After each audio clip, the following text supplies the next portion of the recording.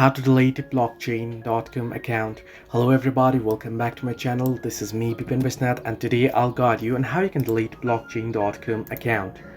Now, in order to delete the blockchain.com account, you'll have to first navigate to the profile tab on your homepage. Now unfortunately here I'm unable to show you in the app itself because the app isn't allowing me to screen record due to security issues, so I'll be using the screenshots as a reference. So once on your profile, you want to head into settings. Under settings, you want to head into account.